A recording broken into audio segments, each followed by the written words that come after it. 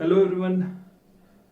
So here we are starting with the first topic for climatology, and it is atmosphere. See, it is the first discussion in atmosphere in climate, primarily because what exactly is climate is the average weather condition, and what is weather is the physical state of surrounding. Now, when we say physical state of surrounding, what exactly is the physical state?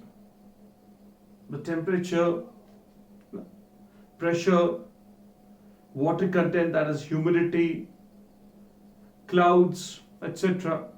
So basically, where is it taking place? It's taking place in the envelope of gases surrounding us, and that is what is called as atmosphere. So first of all, we are trying to understand this envelope of gases. We're trying to understand what is atmosphere, what is it composed of, the different layers of atmosphere, and then let's see the type of questions which are expected, and then we'll see the temperature and factors affecting temperature, etc.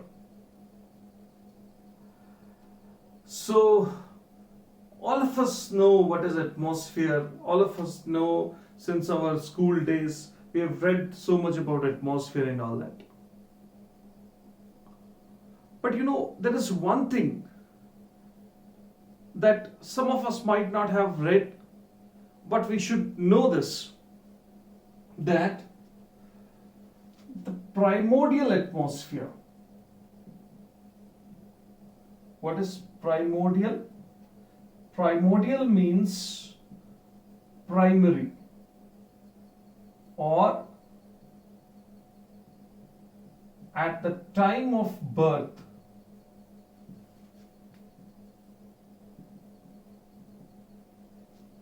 Now, the atmosphere that Earth carried at the time of its origin was lost. Yes, and the atmosphere that we have presently is actually the secondary atmosphere, or we can also consider it as a tertiary atmosphere. The primary atmosphere, the primordial atmosphere, was lost. Now, friends, all of us understand this point, that when you increase the temperature of gases, they explode, there's an expansion, and if the temperature is very high, it explodes. So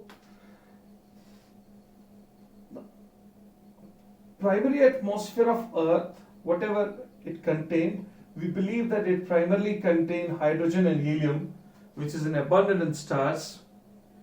So the primary atmosphere of Earth was lost because temperature of surface of Earth was extremely high.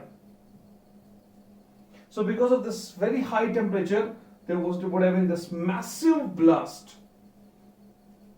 Why? Because there was a sudden expansion of gases. So sudden expansion of gases, and off it went. So we find traces of the original atmosphere of Earth. Like we find traces of helium, we find traces of hydrogen, we find traces of noble gases or inert gases, argon being the maximum, like it is 0.98% of the total atmospheric composition.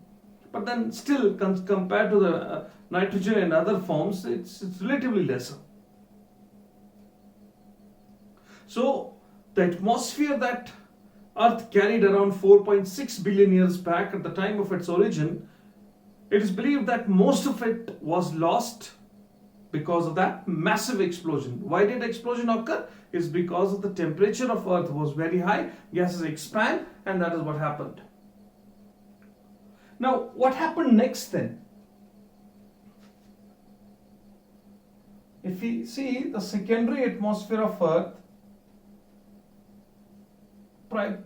probably had higher concentrations of carbon dioxide, higher concentrations of ammonia, higher concentrations of argon, relatively higher concentration of argon, and probably no atmosphere, no oxygen. But it had water vapors. We are talking about the atmosphere that probably existed around 3 billion years, 2 billion years ago. That is in the Paleozoic age. We will be discussing this geological timescale in detail once we reach up to the stage of geomorphology and things what happened there. So primordial atmosphere was lost. Secondary atmosphere probably considered contain these gases like carbon dioxide, ammonia, argon, etc. Now, what makes us to think that carbon dioxide was so high? It is believed that carbon dioxide atmosphere in the atmosphere was probably like 16% or probably more than that, or close to 16%. Now, when we trace the origin of rocks, or when we unlock the sediments of rocks during mining activities, or when we dig little deeper, the gaseous bubbles which were locked in the primitive atmosphere in the past, they get released.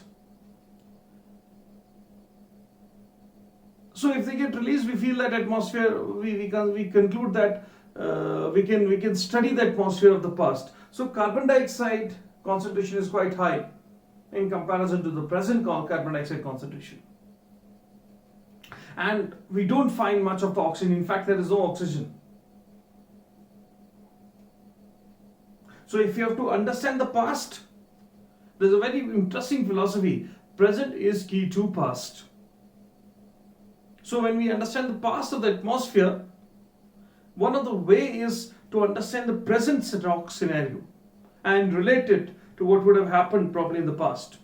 We shall continue this discussion in the topic for climate change also. So then how did this oxygen concentration increased? Now today we know the oxygen concentration is close to 21%. It's the second most abundant gas in atmosphere. Right? So how did oxygen concentration increased?